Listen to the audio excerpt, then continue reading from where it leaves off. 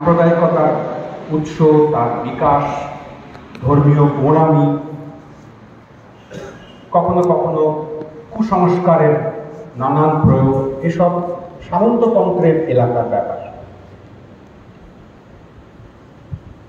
এদের বিরুদ্ধে লড়তে লড়তেই এই সমস্ত সাংস্কৃতিক বোধ, বিবেচনা ইত্যাদির বিরুদ্ধে লড়তে লড়তেই পুঁজিবাদ অগ্রসর হয়।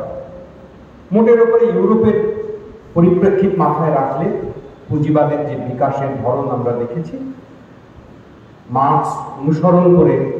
মার্কস এঙ্গেলসের ভাবনা অনুসরণ করে যে সমাজ বিবর্তনের ধারার কথা আমরা মোটের উপরে জানি, তাতে এটি মনে হওয়ার কথা যে সামন্ততন্ত্রের যা যা অবশেষ, যা যা তার ফেলে দেওয়া জিনিস, যা যা তার রিগ্রেসিভ বা পিছনের দিকে হাঁটার উপাদান, সেইগুলোকে বাতিল করে, সেগুলোকে নাকচ করে এক ধরনের বুর্জোয়া গণতন্ত্র তা বিকশিত হয় এবং পুঁজির এই অগ্রগতির, পুঁজির বিকাশের, পুঁজির ডালপালা মেলার মধ্যে দিয়ে এক ধরনের গণতান্ত্রিক কাঠামো, এক ধরনের গণতান্ত্রিক চিন্তা, রাজার অনুগ্রহপ্রাপ্ত যারা জমিদার, ছোট জমিদার বা প্রাচীনকালের নানান ধরনের সম্মান পাওয়া লোকজন, ঐতিহ্যওয়ালা যাদেরকে আমরা বলি সংক্ষেপে, পেডিগ্রিওয়ালা মানুষজন, তাদের পুরনো মর্যাদা ধীরে ধীরে ক্ষতিগ্রস্ত হয়। পুঁজির বিকাশ ঘটে, সব মানুষের একই রকম ভোটাধিকার, একই রকম নাগরিক অধিকার থাকা উচিত, এই কথা অন্ততপক্ষে বিকাশের গোড়ার দিকে পুঁজিবাদ বলবার চেষ্টা করেছিল।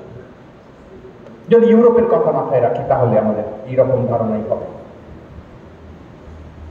তো তা যদি সত্যি হয় যে পুঁজিবাদের বিকাশ যদি ন্যায্য পদ্ধতিতে ঘটে, তাহলে সেই রকম একটা অবস্থায় বিকাশ ঘটতে ঘটতে এক ধরনের কর্পোরেট সংস্কৃতি, পুঁজির একেবারে উপরের দিকে থাকা, পুঁজিবাদের উপরের দিকে থাকা কয়েকটি গোষ্ঠী, কয়েকটি সংস্থা, যারা মূল বাণিজ্য ব্যাপারকে নিয়ন্ত্রণ করেন, গোটা বাজারের সিংহভাগকে, উৎপাদন প্রক্রিয়া, উৎপাদনের পরেকার বন্টনের প্রক্রিয়া, বিপণনের প্রক্রিয়া, বাজারের নিয়মকানুন স্থির করা, তার সঙ্গে রাষ্ট্রের সম্পর্ক তাকে নির্ধারণ করা, এই সব কাজ যে সামান্য অংশের কিছু পুঁজিপতি করেন, তারা কি করে এই যে আমরা বলছি কখনো কখনো কর্পোরেট এবং কমিউনাল ফোর্সের মধ্যে একটা নেক্সাস তৈরি হয়, এক ধরনের বোঝাপড়া তৈরি হয়, সেটা কি করে সম্ভব? একে তো অপরের শত্রু হওয়ারই কথা। পুঁজিবাদের বিকাশের সামনে তো শেষ পর্যন্ত সামন্ততান্ত্রিক উৎপাদন কাঠামো তা বাধক হয়ে দাঁড়ানোর কথা।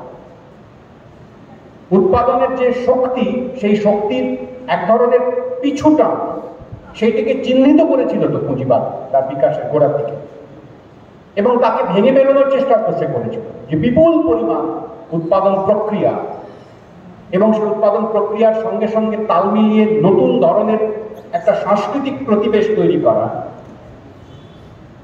যা সে করেছিল, সঙ্গতভাবে করেছিল, ঐতিহাসিকভাবে তা সত্য কথা, বলতে কোনো মিথ্যে নেই, বানানো কথা নেই। তাহলে কোন পরিস্থিতিতে এসে দাঁড়িয়ে পিছন দিকে হাত বাড়িয়ে, এই তথাকথিত পিছন দিক, তাতে হাত বাড়িয়ে সামন্ততন্ত্রের অবশেষ হিসেবে চিহ্নিত করা ধর্মীয় গোঁড়ামি কিংবা সাম্প্রদায়িক মনোভাব, তার সঙ্গে কর্পোরেট সংস্কৃতি তার সমঝোতা করতে পারে? এই কারণে আমি বলছিলাম যে এটা একটা প্যারাডক্সের মতো শোনাতে পারে যদি আমরা সাধারণভাবে ওপর থেকে ওপর ব্যাপারটাকে সুপারফিশিয়ালি খানিকটা দেখার চেষ্টা করি। কিন্তু আমরা বামপন্থীদের একটা বড় অংশ গত বেশ কয়েক বছর, প্রায় এক দশকেরও উপর হয়ে গেল সময় থেকে, আমরা নানা সময় নানা স্তরে প্রকাশ্যে, লিখিত ডকুমেন্টে, আর্টিকেলে, গণতান্ত্রিক আন্দোলনের কমিউনিস্ট পার্টিগুলির বিভিন্ন রকম সমাবেশে, কনফারেন্সে এই কথা বারবার বলে এসেছি যে ভারতের বর্তমান পরিস্থিতিতে, বিশেষ করে 2010 উত্তরকালে আরো বেশি করে, আরো প্রকটভাবে এই নেক্সাস, একটা অশুভ এক ধরনের আঁতা বোঝাপড়া, এইটা চলছে। এইটি আমাদের দেশের এখনকার সবচেয়ে জটিল, সবচেয়ে রহস্যময়, সবচেয়ে বিপজ্জনক একটি প্রক্রিয়া। এই সম্পর্কে আমাদের সচেতন হওয়া উচিত এবং দেশের সাধারণ মানুষকেও সচেতন করার চেষ্টা করা উচিত। এই দুটো আর সাধারণ সমাজবিদ্যার পদ্ধতি মোতাবেক পরস্পরের প্রতিস্পর্ধী নয়, বরং সহযোগী। এই সম্পর্কে আমরা একটুখানি আমাদের এই ভাবনা চিন্তাকে বুঝবার চেষ্টা করব, আপনাদের সামনে উপস্থিত করার চেষ্টা করব এবং খানিকটা দাবি করব যে এই বিপদ সম্পর্কে, এই জটিলতা সম্পর্কে যদি আমরা ওয়াকিবহাল না হই, যদি আমরা সচেতন না হই, তাহলে সত্যি সত্যি বর্তমান ভারতবর্ষের, এই একটু আগেই আমি শুনছিলাম, আগে একজন বক্তা বলছিলেন যে আমাদের খুব জরুরি, গভীর, বিপজ্জনক একটি লড়াই এসে পড়েছে ঘাড়ের কাছে। আগামী লোকসভা নির্বাচন, সেই নির্বাচনে যে সমস্ত শক্তির সঙ্গে, যে সমস্ত প্রতিপক্ষের সঙ্গে আমাদের লড়তে হবে, আসলে দেশের মানুষের যে লড়াই, তার খানিকটা নেতৃত্ব দিতে হবে, সামনে দাঁড়িয়ে লড়তে হবে। সেই লড়াইটিও যথাযথভাবে আমরা সম্ভবত লড়তে পারবো না যদি এই প্রক্রিয়া সম্পর্কে আমাদের সচেতনতা না। কি হচ্ছে আসলে গত 10 বছর, 2014 অনওয়ার্ডস, তার কিছু আগে থেকেই শুরু হয়েছে। আপনারা সবাই জানেন, সবাই দেখছি, এখানে কোনো গোপনীয়তার ব্যাপার নেই। প্রকাশ্যে ঘোষণা করে, চিৎকার করে, না দেখতে চাইলেও কানে জোর করে ঢোকানোর বন্দোবস্ত করে রাষ্ট্রের তরফ থেকে এবং আমাদের দেশের শ্রেষ্ঠ পুঁজিওয়ালাদের তরফ থেকে কখনো কখনো মনে হয় যৌথভাবেই তারা সলা করে, ষড়যন্ত্র করে, একত্রে বসে স্থির করে তাদের বয়ান দাঁড় করিয়েছেন যে কোন ভাষায় কে কথা বলবেন, রাষ্ট্রপ্রধান কোন ভাষায় কথা বলবেন, আর দেশের বাজার প্রধান, পুঁজি প্রধান, পুঁজির মালিক, তারা কোন ভাষায় কথা বলবেন। আপনারা খেয়াল করে দেখতে পারেন, খুব ওপরের একটা কথা বলছি, সুপারফিশিয়াল এগেইন, এই কদিন আগে যে ঝলমলে ভারতবর্ষের একটি অশ্লীল বিবাহ অনুষ্ঠান, ঝলমলে এবং অশ্লীল একই সঙ্গে ঘটে গেল আমাদের চোখের সামনে। আমাদেরকে কার্যত বাধ্য করা হলো, আমাদের হাতের মোবাইল ফোনগুলোতে আছড়ে পড়লো অজস্র রিল, ভিডিও, যেখানে দেখা গেল আমাদের দেশের এবং পৃথিবীরও একেবারে প্রথম সারির, আমাদের দেশের প্রথম এবং পৃথিবীর প্রথম সারির সবচেয়ে বড়লোক মানুষটি, যার নাম মুকেশ আম্বানি, তাঁর পরিবারের একটি বিবাহের অনুষ্ঠান। অশ্লীল বলছি কেন? অশ্লীল বলছি এই কারণে যে এটা সেই সময়কার একটি বিবাহ অনুষ্ঠান, সেই সময়কার জাঁকজমক, সেই সময়কার ঝলমলে আলোর আয়োজন, যে সময়টিতে ভারতবর্ষ গত প্রায় 30-40-50 বছরের মধ্যে সবচেয়ে বেশি অসাম্যের রেজিমে প্রবেশ করেছে। কোন তাত্ত্বিক, কোন গবেষক কথা বলবার চেষ্টা করছেন যে ভারতবর্ষের এই মুহূর্তে গত 10 বছরে, এক ডেকেডে যে পরিমাণ সামাজিক এবং অর্থনৈতিক অসাম্য তৈরি হয়েছে, সেই অসাম্য এমনকি ব্রিটিশ আমলের যে পরাধীন জমানা, তাতেও এই পরিমাণ অসাম্য ছিল না। কতগুলো টেবিল তারা দিয়েছেন, সংখ্যাতত্ত্ব দিয়েছেন। আমার আজকের এখানে আলোচনায় অত সমস্ত টেবিল, সংখ্যাতত্ত্ব, অর্থনীতির গভীর সমস্ত ডেটা তার মধ্যে যাওয়ার সুযোগ নেই। আমি শুধু একটু উল্লেখ মাত্র করলাম যে এতে কোনো অঙ্কবিদের, কোনো সমাজতাত্ত্বিকের, কোনো অর্থনীতিবিদের, কোনো সংস্থারও এটি একটি অবজারভেশন, এটি একটি ধারণা, এটি একটি মত। এই মতের পক্ষে বিপক্ষে অনেক লোক দাঁড়াবেন। নিশ্চয়ই এক পক্ষ হই হই করে নেমে পড়বে যে নরেন্দ্র মোদীর আমলে ভারতবর্ষে এই গত 1 দশকে এত উন্নতি হয়েছে, আমরা তৃতীয় বা দ্বিতীয় বা প্রথম অর্থনৈতিক শক্তি আকারে ইমার্জ করতে চলেছি, আর কদিনের মধ্যে শুধু সময়ের অপেক্ষা, রাম মন্দির উদ্বোধন হয়ে গেছে, আর 2-1টা এদিক ওদিকের কাজ গুটিয়ে ফেলতে পারলেই হয়, তারপরে আমরা বিশ্বের প্রথম অর্থনীতি। কথা বলবার জন্য প্রচুর লোক আছে, ভাড়া করা লোক আছে, পয়সা দেওয়া লোক আছে, যারা প্রতি মুহূর্তে সোশ্যাল মিডিয়াতে, ফেসবুকে, ইনস্টাগ্রামে, হোয়াটসঅ্যাপের মেসেজ ফরওয়ার্ড করার জন্য অর্থ পান এবং এই সমস্ত আজগুবি, অর্ধসত্য, অসত্য, মিথ্যা নানান রকম ডেটা প্রচার করে যাচ্ছে। তাতে আমাদের ভাবতে ইচ্ছা করে, ভালো লাগে যে বার্তাই তো ভারতবর্ষের প্রথম অর্থনীতি বা দ্বিতীয় আমেরিকার পরে ঘাড়ে বিশ্বাস ফেলছি আমরা, চীনকে তো কবেই আমরা বান্ডিল গুটিয়ে দিয়েছি।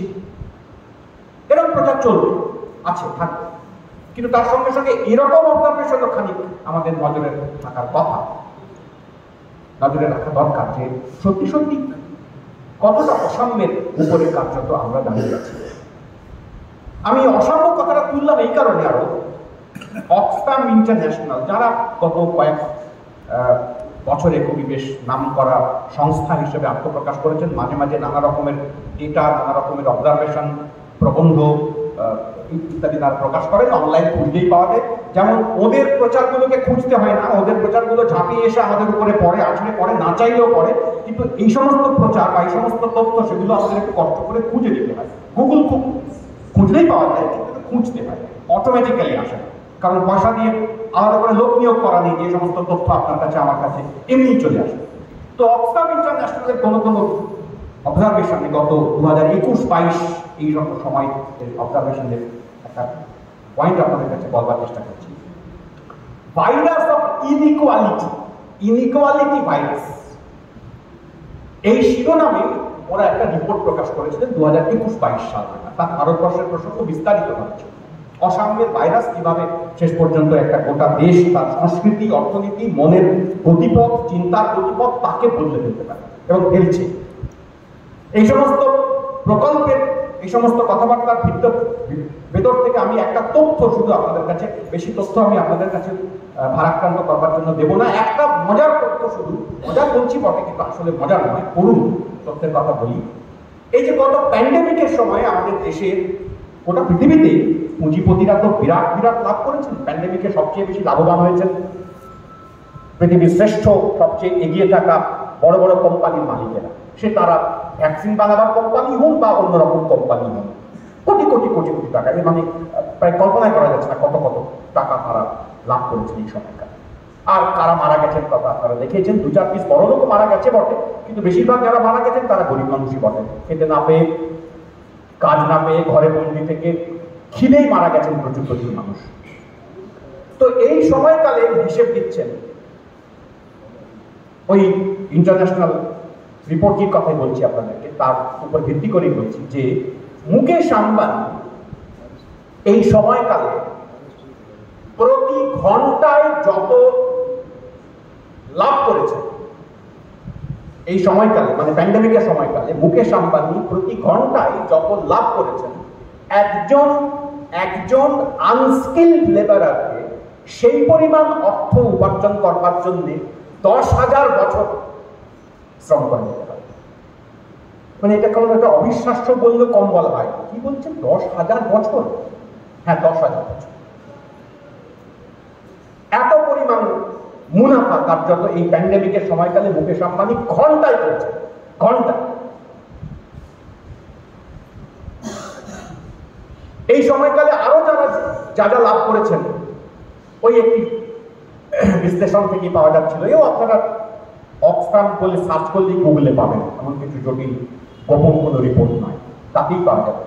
মোটামুটি ভাবে যা আয় এই সময়কালে, এই প্যান্ডেমিকের সময়কালে এই বড় কোম্পানিগুলি করেছেন, তাদের আয় যদি তারা না করতেন তাহলে ভারতবর্ষের কয়েক মিলিয়ন, অন্ততপক্ষে 30 বা 35 মিলিয়ন মানুষ, দরিদ্র মানুষ, তাদেরকে প্রতি বছর 94,076 মতো, সংখ্যাটা আমি একটু কম বেশি একটা দুটো এদিক ওদিক বলছি, হয়তো 94,096 মানে প্রায় 1 লক্ষ টাকা প্রতি বছর দেওয়া সম্ভব, এমনি কোনো কাজ না করে।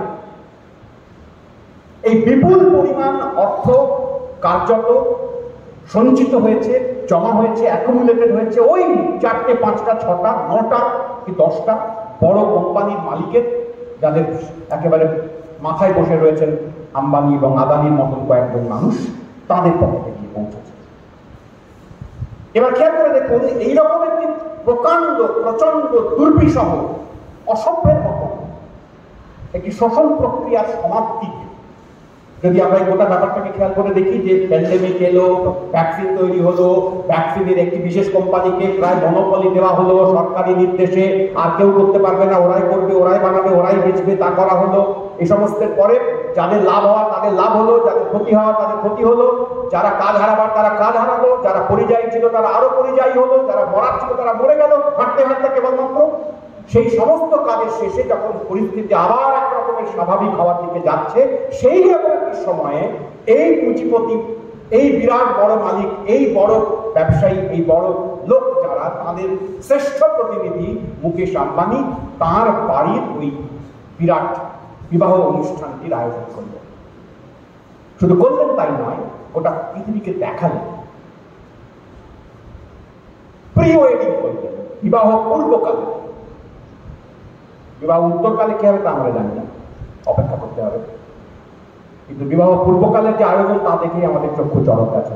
তাতে বলিউড এসে নাচলেন, গাইলেন, টাকা ছিটলেন, মস্করা করলেন, ঠাট্টা করলেন, ধান্দাবাজি করলেন খানিক, এ সমস্ত করে টোরে সেই গোটা ব্যাপারটি গোটা ভারতবর্ষের মানুষকে দেখানোর আয়োজন করা হলো। চুল করে ভারতবর্ষের এই নিরন্ন, পিছিয়ে থাকা, প্রান্তে পড়া, শোষিত, নিপীড়িত এমন একটা সময় পর্ব যেখানে গোটা মধ্যবিত্ত মানুষের যত সংখ্যা তার প্রায় 59% টোটাল মধ্যবিত্ত, যা প্যান্ডেমিকের আগে ছিলেন তার 59% তারা নিম্নবিত্তের দিকে চলেছে। প্যান্ডেমিক উত্তরকালের অবজারভেশন অনুযায়ী মধ্যবিত্ত থেকে নিম্নবিত্তে গিয়ে পৌঁছে গেছে 59%। এই কারণে বলছিলাম অশ্লীল। আপনি প্রচুর বিরিয়ানি খাচ্ছেন, এটা মোটেও অশ্লীল কিছু না, কিন্তু আপনি বিরিয়ানি খাচ্ছেন এমন একটা জায়গায় যেখানে তার চারপাশে প্রচুর পরিমাণে ক্ষুধার্ত শিশু হাঁ করে তাকিয়ে রয়েছে, আর আপনি চেটে ফুটে হাঁপুচুপু শব্দ করে মাঝে মাঝে উড়ুতে তাল চাপড়ে মাঝে মাঝে দু একটা কানের কলি আওড়াতে বিরিয়ানি যদি খান তাহলে সেটা অশ্লীল। কোথায়, কখন, কিভাবে, কাকে দেখিয়ে খাচ্ছেন তারপরে নির্ভর করে অশ্লীলতা। আমি বলতে চাইছি এই কথা যে পুঁজির বিকাশের প্রথম দিন থেকে পুঁজির যে কর্পোরেট ওরিয়েন্টেড প্যাটার্ন, একটা বড় সাংস্কৃতিক ঢাঁচা কার্যত এই পুঁজির চলন থেকে বাড়তে বাড়তে এক ধরনের বিশেষ ওয়ার্ক কালচার, কাজ সম্পর্কে একটি বিশেষ ধরনকে আমাদের মাথার মধ্যে চাপিয়ে বসিয়ে দেওয়া হয় যে এই হচ্ছে নিয়ম, এই হচ্ছে অঙ্ক, এই হচ্ছে কাজ, হচ্ছে আসলে পুজোর মতন, অন্ধের মতন প্রায়, যন্ত্রের মতন প্রায় কাজ করতে হবে, আরো মুনাফা, আরো মুনাফা, আরো মুনাফা, আরো মুনাফা। তার কারণে মুনাফা ওরিয়েন্টেড, মুনাফার জন্য প্রাণপণ, ফ্যানাটিকের মতন, অন্ধের মতন দৌড়তে হবে। প্রফিট সেন্ট্রিক একটি কালচারাল প্র্যাকটিস, ওটা জীবনকেই কার্যত বিবেচনা করতে হবে প্রফিট সেন্ট্রিক কতগুলো নৈতিকতার উপরে দাঁড়িয়ে। লাভ কি হচ্ছে? এটা করছি তো বটে, এই কাজ লাভ হবে কি? কি লাভ? এত লাভ। এই গোটা প্রক্রিয়াতেই ঠেলে যখন দেওয়া হয়, পুঁজিবাদের আবির্ভাবের আগমনের গোড়া থেকে শুরু করে এই পর্ব পর্যন্তই তার ভিত ছিল এই, আছেও এই ইনইকুয়ালিটি। এটাই ভিত, অসাম্য, এটাই ভিত। একে আপনি যত রকম ভাবে ব্যাখ্যা করুন না কেন, দর্শন দিয়ে ব্যাখ্যা করুন, অর্থনীতি দিয়ে ব্যাখ্যা করুন, সারপ্লাস ভ্যালু অফ লেবার পাই দিয়ে ব্যাখ্যা করুন, উদ্বৃত্ত মূল্য শ্রমের তা কি করে আত্মসাৎ করা হয় তাই দিয়ে ব্যাখ্যা করুন, যেভাবেই ব্যাখ্যা করুন, শেষ পর্যন্ত এটা এক ধরনের অসাম্যকে পারপিচুয়েট করতেই হবে। যে কারণে পৃথিবীর তাবৎ দেশের পুঁজিবাদীদের, সকল দেশের, সব ব্র্যান্ডের, সব ভ্যালু, সব রকমের, সব বর্গের পুঁজিবাদীদের প্রধান কমন আদত শত্রু হচ্ছেন যারা সামনের কথা বলেন না। ছোটখাটো ডানাতে বাহাতে একটা দুটো পাঁচটা পলিটিক্যাল পার্টির সঙ্গে কখনো কখনো সমঝোতা হবে, কখনো রাগ হবে, অভিমান হবে, মান অভিমানের পর্ব শেষ হবে, এসব আমরা জানি। কিন্তু যেটা কোনোদিন শেষ হবে না সেটা হচ্ছে যারা সাম্যের কথা বলে, যাদের মূল আদর্শটি দাঁড়িয়ে আছে ইকুয়ালিটির দর্শনের উপরে, তারাই পুঁজিপতিদের সবচেয়ে বড় বিরোধী, চিরস্থায়ী বিরোধী, চিরকালীন বিরোধী। চারটে ভোটের জন্য নয়, ভোট আসবে যাবে, ভোটে হার হবে, জিত হবে, মুছে যাবে, মুছে যাবে না, যাই হোক না কেন এই বিরোধ কখনো বুঝবে না। এটা বেসিক আদর্শগত, নৈতিকতাগত, দর্শনগত, মতাদর্শগত বিরোধের জায়গা। এই কারণে পুঁজিবাদের ভিত হচ্ছে অসাম্য, অসাম্যকে টিকিয়ে রাখা, অসাম্যকে গ্রহণীয় করে তোলা। অসাম্যই ঠিক এই কথাটাকে প্রচার করবার জন্য কোটি কোটি ডলার ব্যয় করা যে অসাম্য তো স্বাভাবিক, ওমা হবে না, একদল লোকের বুদ্ধি বেশি আর একদল লোকের তো বুদ্ধি কম, তো যার বুদ্ধি বেশি সে বেশি পাবে না, সে অনেক টাকা পাবে, সে পায়ের উপর পা তুলে থাকবে, সে খাবে দাবে, ঘুরবে বেড়াবে, এসি গাড়ি করে চলবে, আরো ডবল এসি গাড়ি করে চলবে, তিনতলা গাড়ি বানাবে দরকার হলে, আর বাকিরা তাদের বুদ্ধি কম, তাই তারা হচ্ছে খাবে না। এসব বলতে বলতে কখনো কখনো বিজ্ঞানেরও সাহায্য তারা নেওয়ার চেষ্টা করবেন মরিয়া হয়ে, জিনের মধ্যে ভরা আছে তারা বলবেন আজগুবি কথা, কিন্তু বেসিক্যালি তারা পারপিচুয়েট করবার চেষ্টা করবেন অসাম্য। ঠিক একই কাজ যদি অসাম্যকে আমি পুঁজিবাদের ভেতরের একটা আদত দার্শনিক ভিত্তি বলে মনে করি, যদি ব্যাখ্যা করি, যদি সেভাবে পড়ার চেষ্টা করি, তাহলে এই একটি জায়গাতে, এই বিশেষ একটি জায়গাতে সামন্ততান্ত্রিক, কাস্ট ভিত্তিক, বর্ণ ভিত্তিক কিংবা পরকাল ইহকাল ভিত্তিক, অন্য ধর্ম সম্পর্কে অসহিষ্ণুতা ভিত্তিক যে কোনো ধর্মীয় ডিসকোর্সে, যে কোনো ধর্মীয় কথাবার্তা, বয়ানের, বক্তব্যের, বাণী, প্রস্তাবের এটি ভিত্তি অসাম্য। মুখে যাই বলুন, সব মানুষ আমাদের সমান, সকলেই ব্রহ্মের সন্তান, সকলেই ঈশ্বরের সন্তান, সকলেই আল্লাহর সন্তান। কোরআন কিংবা উপনিষদ এরা উভয় সব মানুষকে সমান চোখে দেখার কথা বলেছে। আছে বলা ভালো ভালো কথা, সেটা পুঁজিবাদও কথা ভালো ভালো কথা বলেছে। সবার ভোট চায়, সব ভোটের একরকম দাম, কারো ভোট কম নয়, কারো ভোট বেশি নয়, বলো তো সেটা কথায় কিছু হয় না, প্র্যাকটিসে। আমাদের দেশের যে কমিউনাল আইডিওলজি দ্বারা চালিত ধর্মীয় ডিসকোর্স গত 1-2 দশক ধরে খুব পাকাপোক্ত হয়ে উঠেছে যে ডিসকোর্স, সেই ডিসকোর্সের ভিতেও আছে এই অসাম্যের। আপনারা খেয়াল করে দেখবেন, আমরা মাঝে মাঝে কেউ কেউ খুব আহ্লাদিত হয়ে শেয়ার করছিলাম পুরী শঙ্করাচার্য সমেত গোটা ভারতের নানান মঠের সংযোগ, উত্তর দক্ষিণ পূর্ব পশ্চিম 4টে মঠের শঙ্করাচার্য, তারা সকলেই নরেন্দ্র মোদীর উদ্বোধন করা রাম মন্দির তাকে বয়কট করেছে, তাতে যাবেন না বলেছেন। কেন না, রাম মন্দিরের যে পদ্ধতিতে তার রামলালার মূর্তি তাতে প্রাণ প্রতিষ্ঠা করা হচ্ছে, যারা করছেন তাদের সেসব কাজে অধিকার নেই, পদ্ধতিটাও ভুল, অর্থাৎ শাস্ত্র অনুমোদিত নয়। এবং এই সমস্ত কথা বলতে বলতে তারা এও শেষ পর্যন্ত জানিয়ে ফেলেন যে এইসব কাজের মধ্যে আসলে ব্রাহ্মণদেরই অধিকার, আর কারো অধিকার নেই, একথা বলা। এবং তার কথা বলতে বলতেই তারা ব্রাহ্মণেরা কেন শ্রেষ্ঠ, আপনারা আমার কথা বিশ্বাস করতে হবে, আপনি ভাবতে পারেন যে এই ব্যাপার বামপন্থী লোক একটা আছে বানিয়ে বুনিয়ে শঙ্করাচার্যদের নামে কি সব কথা বলছে, কিছু আমার কথা বিশ্বাস করা দরকার নেই। আপনারা ইউটিউবে যান, ইন্টারনেটে সার্চ করুন শঙ্করাচার্য স্পিচ, সার্চ করে শুনুন, 1 ঘন্টা সময় দিন, যে কোনো দিন, তারা কি বলছেন শুনুন। তারা মহাপণ্ডিত হতে পারেন, তারা মুখস্থ বলতে পারেন বেদের লাইন, উপনিষদের লাইন, মনুসংহিতার লাইন, তুলসীদাসের রামায়ণ, রামচরিত মানসের লাইন, কিংবা যে কোনো লাইন তারা মুখস্থ বলতে পারেন। তারা মহাপণ্ডিত, তাদের পাণ্ডিত্যকে, তাদের বুদ্ধিকে, তাদের স্মরণ শক্তিকে আমি কুর্নিশ করছি, কিন্তু তারা বলছেন কোন যুক্তিতে তারা বলছেন? রাম মন্দিরের উদ্বোধনের পেছনে যে ষড়যন্ত্র আছে, খানিকটা সাধারণ মানুষের সরল বিশ্বাস, ভক্তি, নিবেদন, বহু বছর ধরে আচরণ করা প্রথা, তার প্রতি এক ধরনের নতি, এসবকে ব্যবহার করে রাষ্ট্র এবং একটি বিশেষ রাজনৈতিক দল তারা এই গোটা ব্যাপারটিকে কিনে ফেলছেন কার্য। তার মনের ভাব, তার আদর, তার ভক্তি, তার বিবেচনা ইত্যাদিকে কার্যত দামও রাখছেন, একথা বলতে পারেন হয়তো।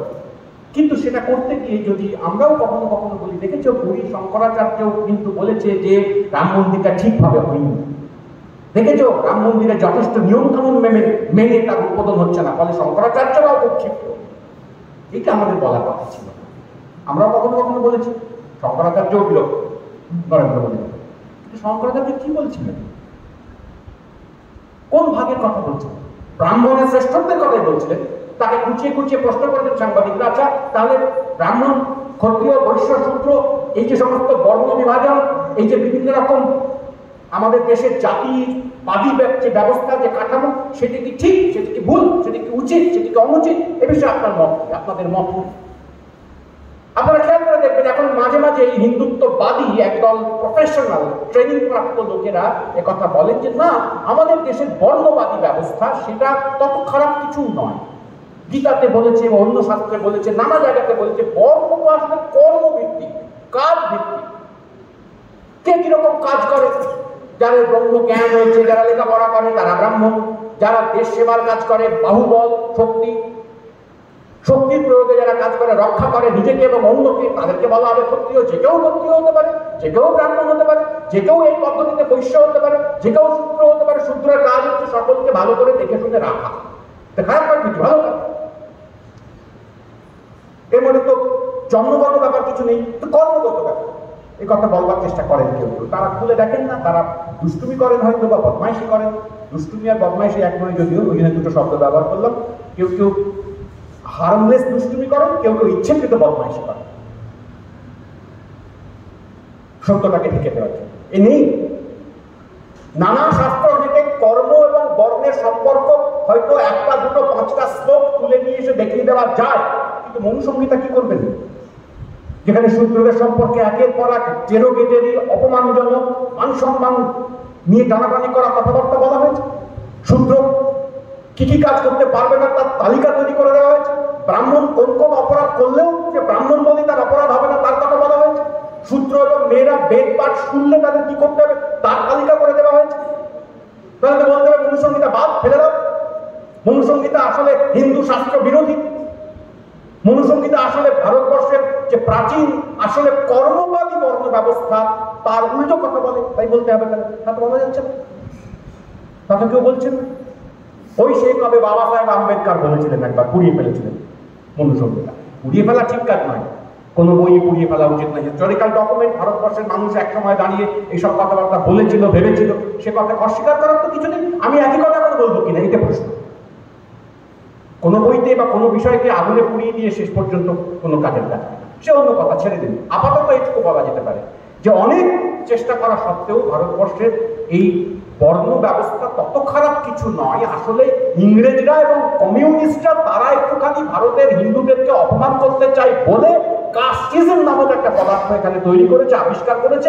এ আমাদের দেশে কখনো ছিল না। এসব 18-19 শতক থেকে ভারতবর্ষে চালু করবার চেষ্টা করা হয়েছে। এরকম প্রচার ক্রমাগত চালু এখন সম্প্রতি গত 1 দশক যেন কাস্ট নেই। অথচ খেয়াল করে দেখুন কাস্ট নেই, কাস্টিজমের ভয়ঙ্কর ঘৃণার এলাকা নেই।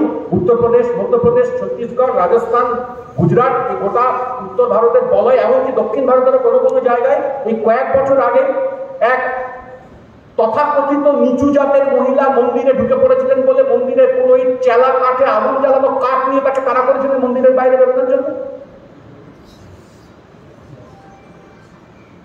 উঁচু জাতের মাস্টারমশাইয়ের জলের বোতল থেকে জল খেয়ে নিয়েছিল বলে ছোট জাতের ছাত্রকে মেরে তার চোখ প্রায় নষ্ট করে দিয়েছিলেন বছর দেড়েক আগে।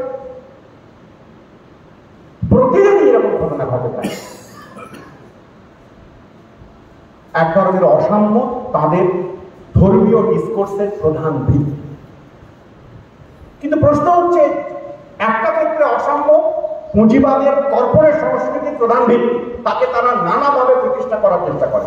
আর এক দিক থেকে অসাম্যকে ভিত আকারে ব্যবহার করে ধর্মীয় ডিসকোর্স, ধর্মীয় আচারের নানা রকম প্রয়োগ, নানা রকম আয়োজন এবং তার মধ্যে দিয়ে এক ধরনের ভারতীয়ত্ব তৈরি করবার চেষ্টা, এই দুটো পাশাপাশি চলছিল এক আশ্চর্য মজাদার চমকপ্রদ উপায়ে। এই দুটোকে পরস্পরের সহযোগী শক্তি আকারে উঠে আসতে আমরা লক্ষ্য করলাম 2010-এর ধারে কাছে সময় থেকে, যখন দেখা গেল যে কর্পোরেটাইজড যে কালচারাল প্র্যাকটিস, তারা এই ধরনের কমিউনাল হেট্রেড এবং কমিউনাল ডিভিসিভ যে কালচারাল প্র্যাকটিস, তাদের একরকমের আদান প্রদান শুরু হয়েছে। আমরা ছোট্টবেলায় সাহিত্যে অলংকার পড়বার সময় একটা পংক্তি পড়তাম, মহিতলাল মজুমদারের কবিতার লাইন, সাহিত্যে অলংকার কিভাবে ব্যবহৃত হয়, রেটরিক কিভাবে ব্যবহৃত হয়, ফিগার অফ স্পিচ কি করে ব্যবহৃত হয়, এই সমস্ত জন্য। সেই লাইনটা আপনাদের কারো কারো চেনাও হয়তো চেনা মনে হতে পারে, যদি এখানে বয়স্ক যারা আছেন তারা হয়তো কেউ কেউ রিকল করতে পারে। লাইনটা হচ্ছে এরকম: সোনার হাতে সোনার কাঁকন, কে কার অলংকার।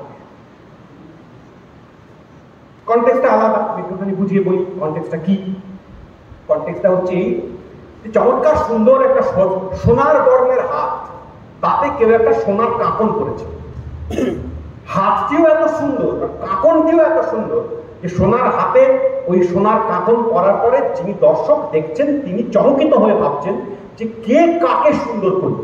হাত কি অলংকারটাকে সুন্দর করলো কাঁকনকে, নাকি কাঁকনটাই হাতটাকে সুন্দর করে তুললো? আসলে পরস্পরকে সুন্দর করে তুলছে। হাতের বালা আর হাত কেউ কারোর থেকে পিছু হচ্ছে না, দুজনেই কার্যত অপরকে সুন্দর করার কাজে ব্যবহৃত হচ্ছে। এই ছিল সেখানকার অলংকারের নমুনা দেখাবার একটা পঙ্ক্তি।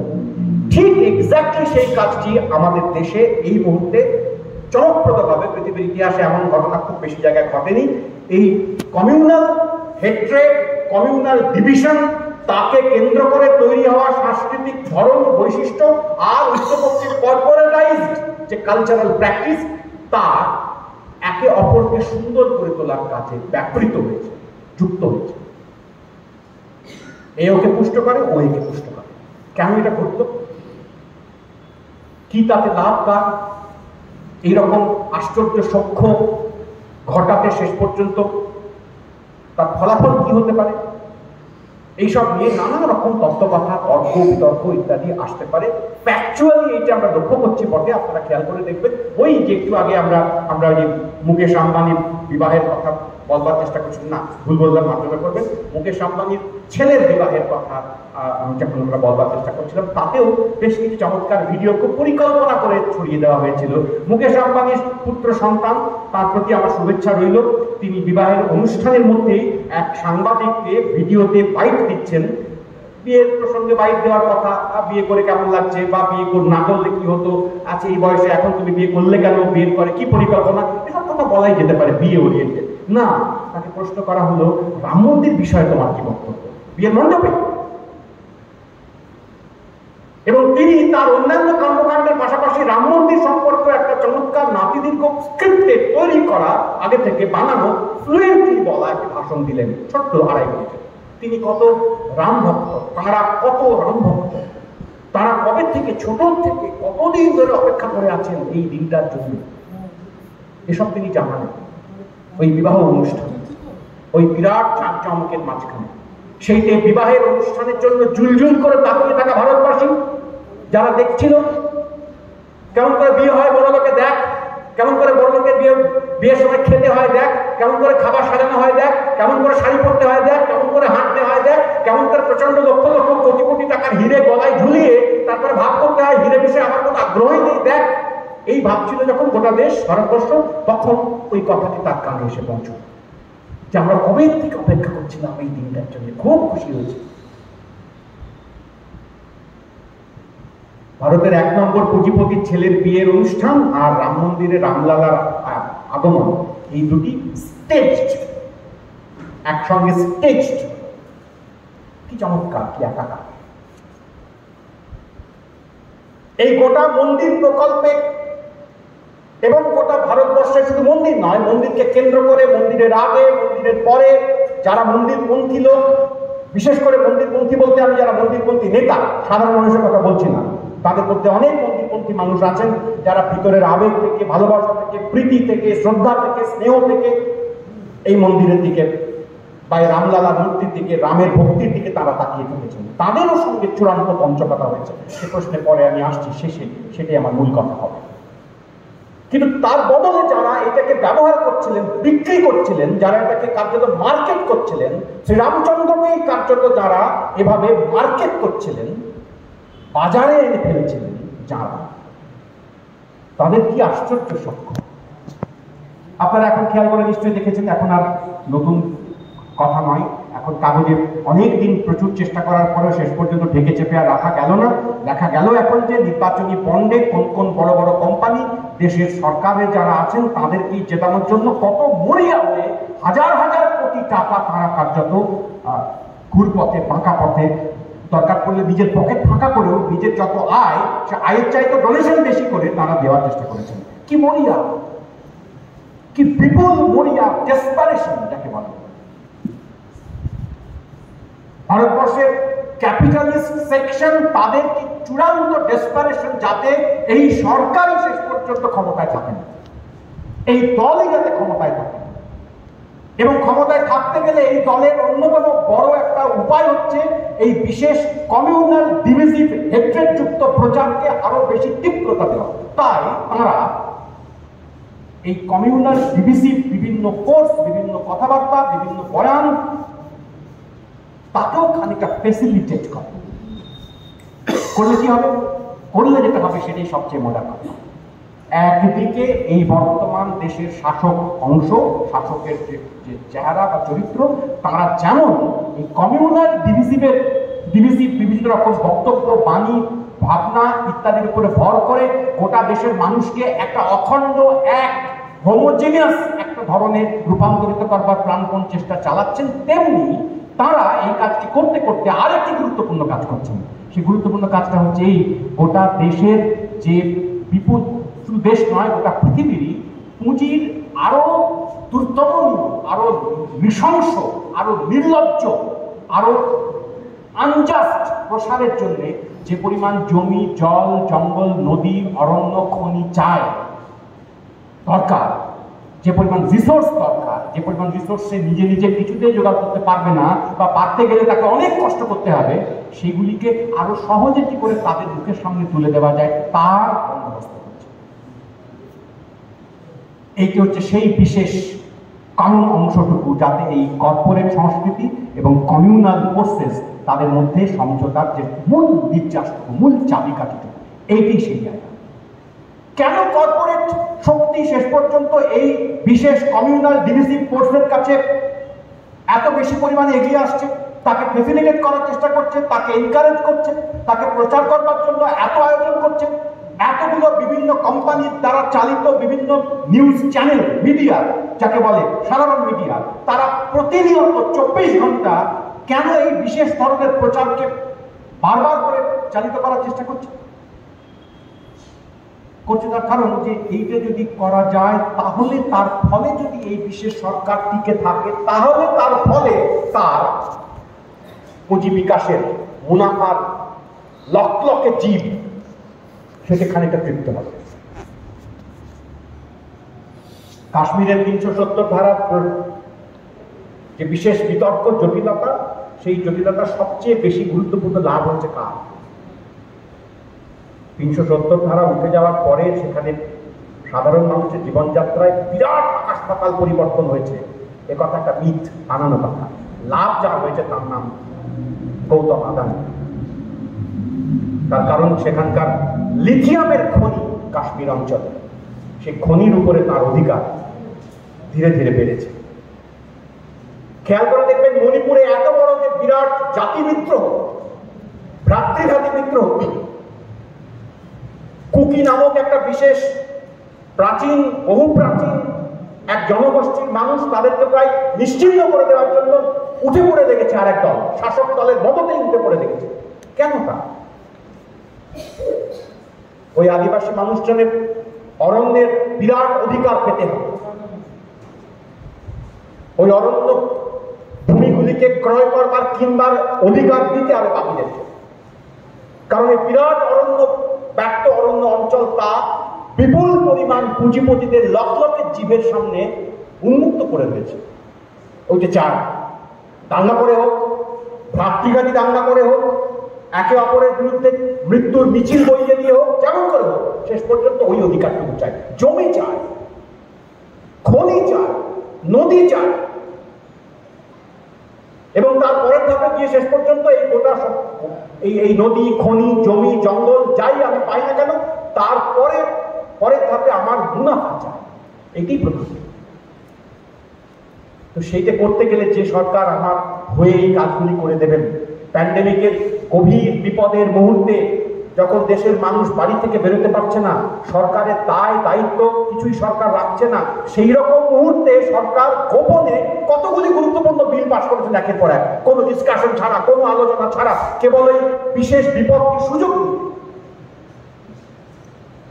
নতুন এডুকেশন পলিসি ওই সময় পাস হয়ে গেছে, শ্রম কোড ওই সময় পাস হয়ে গেছে।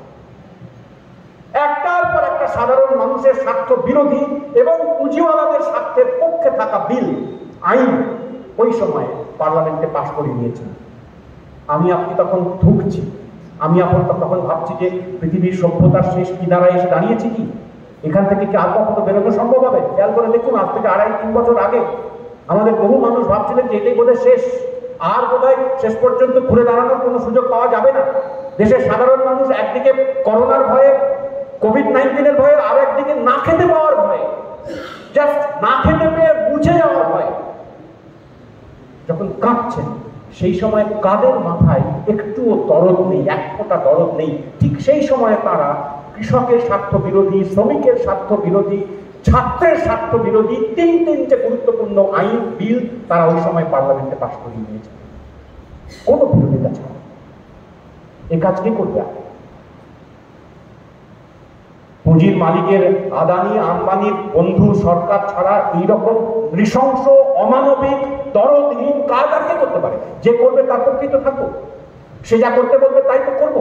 সে যাতে থাকে টিকে, এরকম আরো অনেক শয়ে শয়ে খনি, আরো অনেক শয়ে শয়ে অরণ্য, আরো অনেক লম্বা লম্বা নদী, যাতে করে আমার অধিকারে আসতে পারে, যাতে করে শেষ পর্যন্ত আমার আরো বড় বিবাহের অনুষ্ঠান আয়োজন করা যায়। সেখান থেকে যদি দরকার পড়ে আরো রাম, সীতা, লক্ষ্মণ, কৃষ্ণ, আরো যে কতগুলো দেবতা লাগবে তাদের সকলের জন্য একটা করে মন্দিরের বাংলো সেখান থেকে আমি ঋণ দিতে পারি।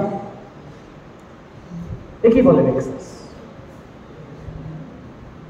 একই বলে সোনার হাতে সোনার কাকন কে কারা অলঙ্কার। একে অপরের জন্য প্রাণপণ করেছে তারা।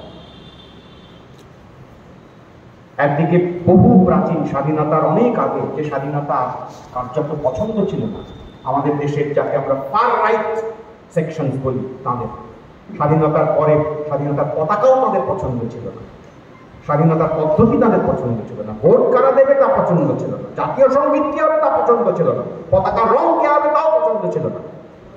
সেই শক্তি তারা দীর্ঘ সময় ধরে অপেক্ষা করেছিলেন, অপেক্ষা করে আছেন যে ভারতবর্ষকে একটা ধর্মভিত্তিক তথাকথিত পুণ্যভূমি, একটা অখণ্ড ভারতবর্ষের প্রাচীন পৌরাণিক চেহারায় পৌঁছে দিতে হবে। তার জন্য যা যা করণীয় তাই তাই করতে হবে। প্রায় 100 বছর অতিক্রান্ত, 100 বছর ধরে তিল তিল করে একটু একটু করে তাদের সেই পূর্ব ঘোষিত পরিকল্পনা তারা বাস্তবায়ন করে চলেছে। তার জন্য দরকার পড়লে কর্পোরেট সেকশন, কর্পোরেট পুঁজির যে বিরাট বড় বড় মাথা তাদেরকেও ব্যবহার করার কাজে তারা নিযুক্ত থেকেছে। আর উল্টো পক্ষে বিশ্ব পুঁজিও লক্ষ্য করেছে যে ভারতবর্ষে এই মুহূর্তে যদি আরো বেশি পরিমাণ মানুষকে অসাম্যের চাকার তলায় পিষে ফেলতে হয়, যদি আমার বাজারকে এই মুহূর্তে আরো খানিকটা প্রকট করতে হয়, যদি এই কাঁচা মালের উপরে ভারতবর্ষের বিভিন্ন প্রান্তের অজস্র প্রাকৃতিক সম্পদের উপরে অধিকার কায়েম করতে হয়, তাহলে এই বিশেষ সরকার, এই বিশেষ লোভাতুর সরকার যে কিনা প্রাচীন পৌরাণিক ভারত তৈরি করবার জন্য বদ্ধপরিকর, তাকেই কেবল আমি ব্যবহার করতে পারি। কারণ সে গণতন্ত্র বিরোধী, সে মৌলিকভাবে অসাম্যের উপর দাঁড়িয়ে আছে, সে মৌলিকভাবে ব্রাহ্মণ্যবাদের উপরে দাঁড়িয়ে রয়েছে।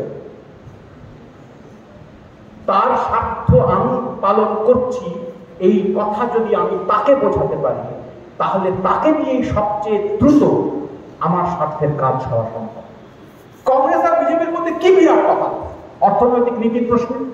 ভারতবর্ষের তথাকথিত মুক্ত বাজার অর্থনীতি তার প্রথম চালু করা কাদের কাজ? কংগ্রেসের কাজ।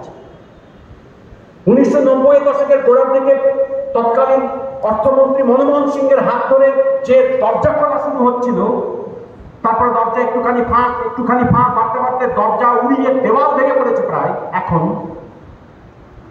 কংগ্রেসকে দিয়ে কাদের কাজটা হচ্ছিল? কেন পুঁজিপতি অংশ, পুঁজির মালিক অংশ তারা কংগ্রেসকে রেখে ওই কাজটা করতে পারছিলেন না? হচ্ছিল, ধীর গতিতে হচ্ছিল। আরো 50 বছর লেগে যেতে পারে। কংগ্রেসের মতো কোনো এরকম 2, 4, 5টা সেকশন এরকম থেকে গেছে যারা এখনো পর্যন্ত কমিউনাল হেট্রেড তাকে নির্বিচারে ব্যবহার করতে রাজি হচ্ছে না। এমন 1, 2, 5টা অংশ থেকে গেছেন যারা এখনো পর্যন্ত যতই শেষ পর্যন্ত ওই শোষকের বা পুঁজির স্বার্থের কথা বলুন, কিন্তু এত নির্মম ভাবে করো না বাবু, একটু রয়ে সয়ে মারো, চাবুকের দাঁত তুমি যাতে করে গায়ে লেগে না থাকে তার ব্যবস্থা করো, বা চাবুক মারো তারপরে একটু 3-4 আয়োডিন লাগিয়ে দিও, লাল ওষুধ লাগিয়ে দেওয়ার বন্দোবস্ত করো, এ কথা বলে ফেলছিলেন কংগ্রেস। কিন্তু ওদের তো চাবুকের দাঁত তৈরি করবার পরে সেখানে কোনো আয়োডিন, ডেটল কিছু লাগানোর কোনো স্কোপ নেই, সুযোগ নেই। পরে লোকটাকে চাবুক মারতে হয়। আয়োডিন লাগাতে গেলে, ডেটল লাগাতে গেলে 5 মিনিট ব্যয় হয়ে যায়। ফলে ওই চলবে। ফলে কংগ্রেসের চাইতে অনেক বেশি প্রিয়, পছন্দের দল হয়ে উঠেছেন ভারতীয় জনতা পার্টি। কারণ তাদের ওই মূল ভিত্তিটি হচ্ছে ধর্মীয় মেরুকরণের মধ্যে দিয়ে একটা প্রাচীন ভারতবর্ষের প্রাচীন ভারতীয় সংস্কৃতি তথাকথিত। আপনারা বারবার দেখবেন তাদের নানান বয়ানে, হিন্দিতে বেশি বলেন তোমরা, তাদের বয়ানে বারবার উঠে আসে আমাদের আমাদের পূর্বপুরুষেরা কি করেছিলেন, কত তারা মহান ছিলেন, কত তারা জ্ঞানী ছিলেন, কত তারা চমৎকার। আমি শুনতে এ পর্যন্ত তো অনেক কিছু শুনেছিলাম, আপনারাও নিশ্চয়ই সবাই শুনেছেন।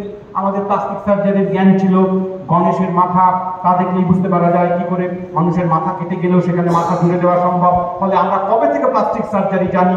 আমাদের উড়োজাহাজের ব্যাপার ছিল পুষ্পক রথ, এসব কথা তো শুনেছিলাম। পরশুদিন শুনলাম এই কালের অপটিক্যাল ফাইবার নামক যে নতুন যেটা ট্রান্সফারের পদ্ধতি তৈরি হয়েছে, এখন সব জায়গাতে এখনো পর্যন্ত হয়নি, কল্যাণীতে হয়তো হয়ে গেছে, ভারতের সব জায়গাতে এখনো হয়নি, হওয়ার পর্বে আছে। 5G ইন্টারনেট স্পিড আমরা পেতে চলেছি। তাতে অপটিক্যাল ফাইবারের মধ্যে দিয়ে ডেটা ট্রান্সফারের কথা। একজন বলছেন যে গীতাতে অপটিক্যাল ফাইবারের কথা বলা আছে, বলছেন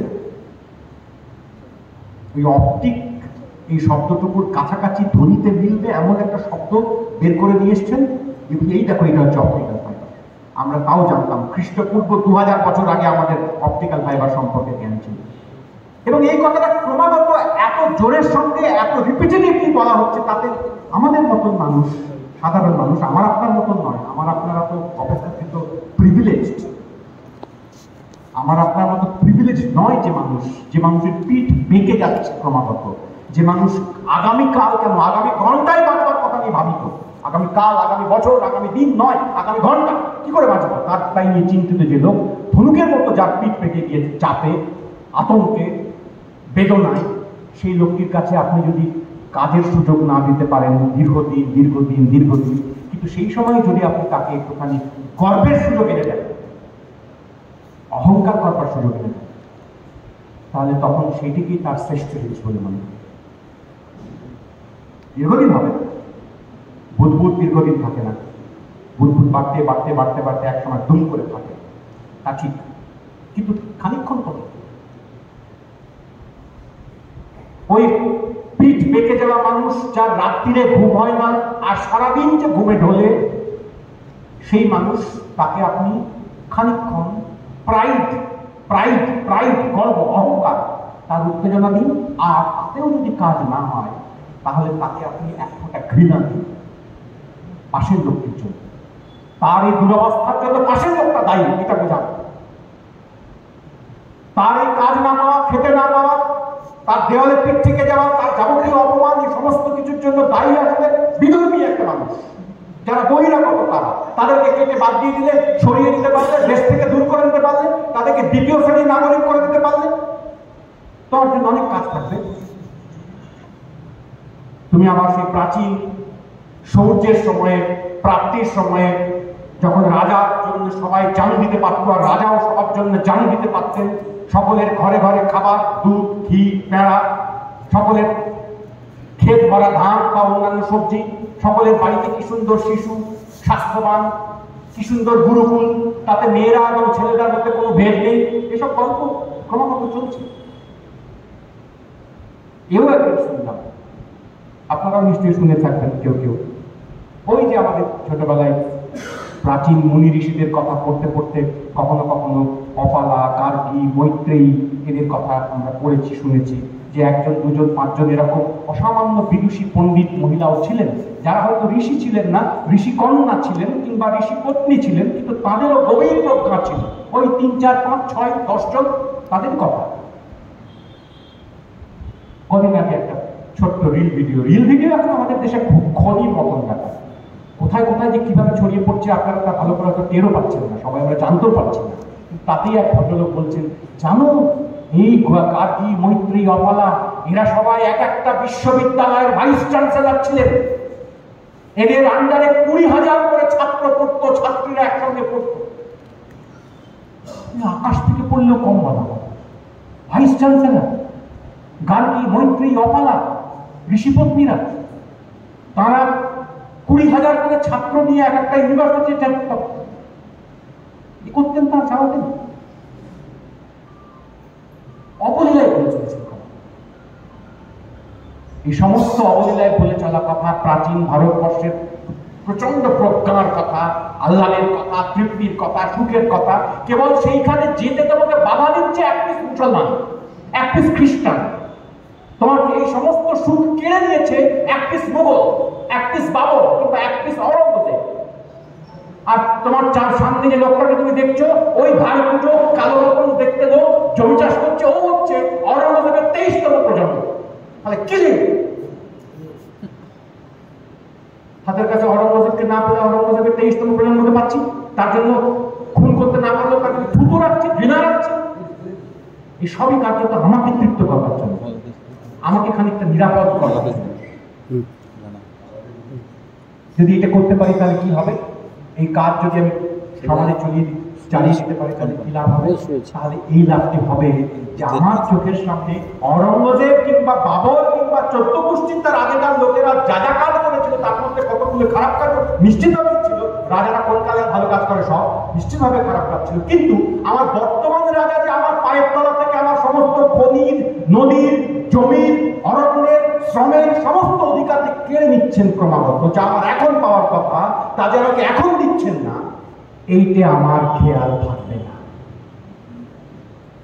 এইটা আমি টের পাবো না।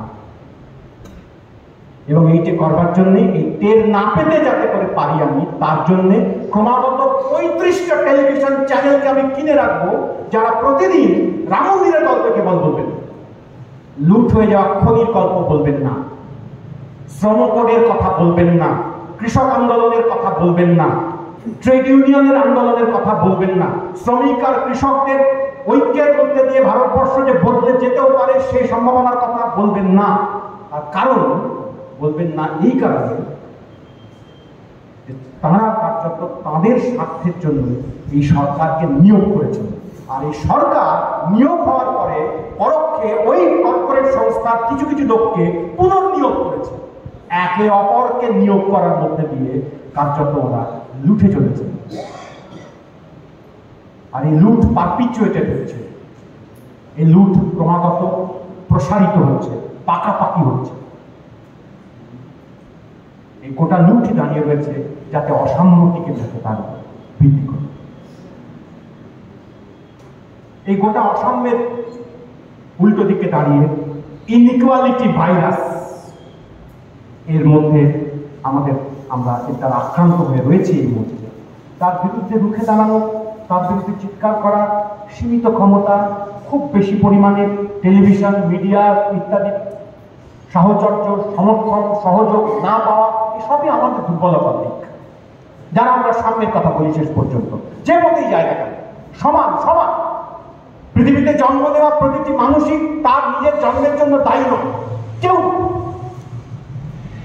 প্রতিটি মানুষের জন্ম তার ইচ্ছা অনুযায়ী ঘটেনি, কোন মানুষের জন্ম তার ইচ্ছা অনুযায়ী ঘটে। তার ফলে জন্মের পরবর্তী সময়ে এই গোটা পৃথিবীতে তার সমান অধিকার অন্যদের মতো। এই কথাটি ওদের কাছে বৈপ্লবিক বা কখনো কখনো পাগলের প্রলাপের মতন শোনায়।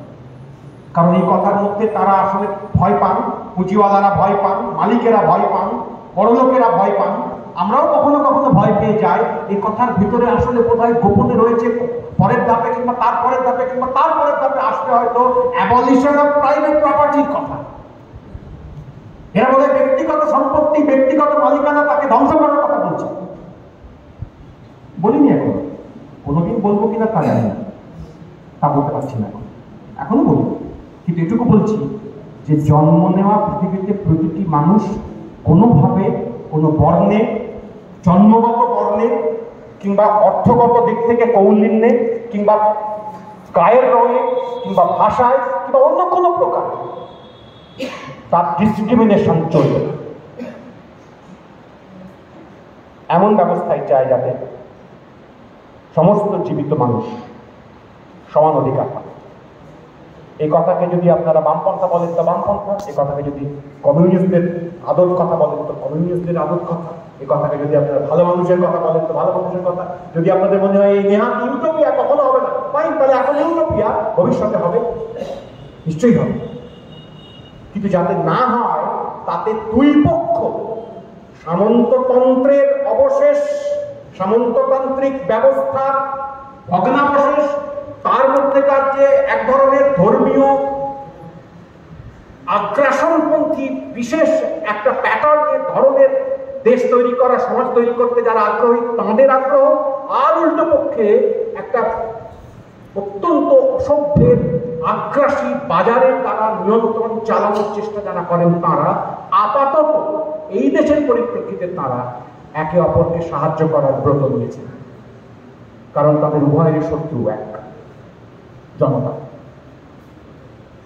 সমান হতে চাওয়া জনতা, সমান অধিকার চাওয়া জনতা। এই কাজ ওরা চালাচ্ছেন। সাম্প্রতিক ইলেকট্রাল বন্ড তার একটা জলজান্ত উদাহরণ। অনেক দিন ধরে মার্ক্সবাদীরা যে কথা বলে আসছিলেন যে আমাদের দেশের শাসক দলগুলির সঙ্গে, প্রধান শাসক দলগুলির সঙ্গে প্রধান পুঁজিপতিদের এক ধরনের গোপন গাঁটছড়া আছে, যে কথা বারবার আমরা বলে চলছিলাম, যা হাতে কলম প্রমাণ করতে পারছিলাম না, অনেক সময় তত্ত্বে প্রমাণ হচ্ছিল, অভিজ্ঞতাতেও হচ্ছিল, কিন্তু অনেক লোকে বলছেন কোথায়, দেখতে পাচ্ছি না তো। এই ইলেকট্রাল বন্ডের সমস্ত কথাবার্তার মধ্যে দিয়ে আমাদের কাছে চোখে স্পষ্ট হয়ে দাঁড়িয়েছে যে সেই বন্ড কতটা স্পষ্ট, কতটা গভীর। এর উত্তর কি হতে পারে? ইলেকট্রাল বন্ড আসলে শয়তানের বন্ড, আগ্রাসনের বন্ড, আগ্রাসনের অঙ্গীকার, আগ্রাসনের শপথ, অত্যাচারের শপথ। এই অত্যাচারের শপথ শেষ পর্যন্ত ভাঙতে পারে, ধ্বংস করতে পারে, চুরমার করে দিতে পারে। এই গোটা শৃঙ্খলকে ভেতর থেকে একটা চরম আনপ্রেডিক্টেবল হিউম্যান কনসিয়াসনেস, যাকে আগে থেকে ব্যাখ্যা করা যাচ্ছে না, কখন বিস্ফোরণ ঘটবে বুঝতে পারা যাচ্ছে না, কখন কোন কোন মানুষজন একসঙ্গে জুড়ে গিয়ে কোন কোন অত্যাচারিত, কোন কোন নিপীড়িত, কোন কোন প্রান্তীয়, কোন কোন প্রায় ভুগতে থাকা মানুষজন হঠাৎ একবার চাগার দিয়ে উঠে দাঁড়িয়ে পড়বে এবং একজোট হয়ে গিয়ে চিৎকার করে বলতে থাকবে যে এই বন্ড নয়, we want bonding, toiling people, build their bonding. এইটা আমাদের কাজ। ইলেকট্রাল বন্ড নিপাত যাক, মানুষের বন্ডিং বাস্তবায়িত, এইটা বলে ফেলতে পারি আমরা, জব করতে পারি, ফিসফিস করে বলতে পারি, পাশের লোককে চিৎকার করে বলতে পারি। আর তা না হলে শেষ পর্যন্ত দুটো ঘটনা ঘটবে। আয়দা এই দুই পক্ষ যারা এখন হাত মিলিয়ে চলছে, আরো বহুদিন হাত মিলিয়ে চলবে, একে অপরকে সাহায্য করতে করতে এগোবে, তারপর কোনো একটা সময়ে বিশেষ একটা মোমেন্টে একজন আর একজনকে টুক করে একটু লাথি দেবে। যদি ফার রাইট এবং আমাদের দেশের ধর্মীয় গোঁড়ামি আকর্ষণ আদর্শ মাথায় রেখে যারা এই কাজ করছেন, তারা যদি একটু শক্তি বেশি করে ফেলেন, তারা বাকিটাকে ফেলে দিয়ে ওই প্রাচীন ভারতের কল্পনা তাকে বাস্তবায়িত করতে উঠে পড়ে লাগবে এক্ষুনি। অথবা উল্টো পক্ষে কোন দিন টুক করে এই কর্পোরেট পুঁজির বাবারা, কাকারা, জ্যাঠামশায়েরা দেখবেন আর দরকার নেই এদেরকে, সব খনি কেনা হয়ে গেছে, সব নদী জোগাড় হয়ে গেছে, সব জমি অরণ্য দখল হয়ে গেছে, সব মানুষকে বন্ডেড লেবার বানানো হয়ে গেছে, তখন তারা অন্য কোনো পন্থা নেবে। মতাদর্শহীনের বিশ্বাসঘাতকতার ইতিহাস বিরাট পুরনো, বহু পুরনো। ফলে তারা তা করবে, কিন্তু আমাদের তো অপেক্ষায় বসে থাকলে হবে না। কবে তাদের মধ্যে এই সমঝোতা দূর হয়ে যাবে, কবে তারা একে অপরকে আক্রমণ করে বসবেন, কবে তারা একে অপরের হাত ছেড়ে দেবেন, তার জন্য তো আমাদের অপেক্ষায় করে থাকলে চলবে। কারণ আমাদের তো বেঁচে থাকার লড়াই, আমাদের তো কেবল মুনাফার লড়াই নয়, আরেকটু উঁচু, আরেকটু পুরু মোটা গদিতে ঘুমাবো, এ তো আমার আকাঙ্ক্ষা নয়। আমার সন্তান নিঃশ্বাস দিতে পারবে পৃথিবীতে, এইটা আমার আকাঙ্ক্ষা। আমার সন্তান সমান অধিকার পাবে, এইটা আকাঙ্ক্ষা। আমার সন্তান শূদ্র হওয়া সত্ত্বেও সে বেদের অধিকার পাবে, এইটা আমার আকাঙ্ক্ষা। এই দেশের সমস্ত নদীতে, খনিতে, জমিতে আমার সন্তানেরও একটা পা রাখবার অধিকার থাকবে, এইটা আমার আকাঙ্ক্ষা। ফলে কত ইঞ্চি পুরো গদি হবে তার তুলনায় আমার আকাঙ্ক্ষার ধরন আলাদা। ফলে আমাদের বসে থাকলে চলবে না। খাতা খুন্তি যা আছে, বই খাতাপত্র যা আছে, মোবাইল, টেলিফোন যা হাতের কাছে আছে, মাইক্রোফোন, চায়ের দোকানের টেবিল, স্কুলের মঞ্চ, প্রভাত ফেরি, যা যা আছে সঙ্গে, তাই নিয়ে আমাকে এগোতে হবে। অসাম্যের বিরোধিতা করবার জন্য, সাম্যের পক্ষে চিৎকার করবার জন্য, এই গোপন নেক্সাস, একে অপরের সঙ্গে গাঁট ছড়া, একে অপরকে সাহায্য করতে করতে আমাকে লুট করা, আমাকেই লুট করবার জন্য এই সমস্ত এত আয়োজন, আমি সেই অভিমত, এইটা বলা আপনাকে লুট করবার জন্য এমনকি ঈশ্বরকে পর্যন্ত বেঁচে দিতে মনে আটকাচ্ছে। এরা কেউ ঈশ্বর বিশ্বাসী নয়, এরা কেউ ভক্ত নয়, এরা ভক্তি ব্যবসায়ী, বরং সাধারণ মানুষ যিনি অন্তরে দরদ অনুভব করেন কোনো দেবতার জন্য, ঈশ্বরের জন্য, তাকেও এরা আসলে কড়ির দামে, কানাকড়ির দামে বেচে কেনে। এই কথাটি খোলসা করে বলতে হবে, চিৎকার করে বলতে হবে, শুনবে না সবাই। কোন দিন সব কথা একবার বললেই লোকে শুনেছি? আমি শুনেছি, আপনি শুনেছেন। কতবার কথা বলার পরে তবে আমি হাঁটতে শিখেছি, কতবার স্লেটের লেখা ভুল লেখা মুছে মুছে তবে আমি অ লিখতে শিখেছি। বারবার করতে হবে, কিন্তু একবার হচ্ছে না বলে যদি ভাবতে শুরু করি যেটা আমাদের মতো মধ্যবিত্ত মানে তো এক ধরনের দোদুল্যমান কথাটা বললাম ভালোভাবে, খারাপভাবে বলতে হতো ধান্দাবাজ। মধ্যবিত্তের মতন এমন ধরনের দোদুল্যমান অথবা খারাপ কথায় ধান্দাবাজ কম হয়। ফলে আমাদের মাঝে মাঝে এই কথা মনে মনে থাকবে যে হবে, এত পরিশ্রম করবো তারপরে হবে, এটা করতে হবে, কোনোদিন হবে। যদি হওয়াতে চাই তাহলে চিৎকার করতে হবে, লুট হয়ে যাওয়া ঠেকাতে হবে। আপনারা নিশ্চয়ই সে কাজ করছেন আপনাদের সাধ্য মতন, আপনাদের সংগঠনের বাইরে এ কাজ নিশ্চয়ই আপনারা আরো তীব্রতার সঙ্গে, অন্তত আগামী 2-2.5 মাস আরো তীব্রতার সঙ্গে প্রায় বেঁচে থাকা বাজি রেখে করবেন, এই প্রত্যাশা রেখে আপনাদের ধন্যবাদ, অভিনন্দন, কৃতজ্ঞতা।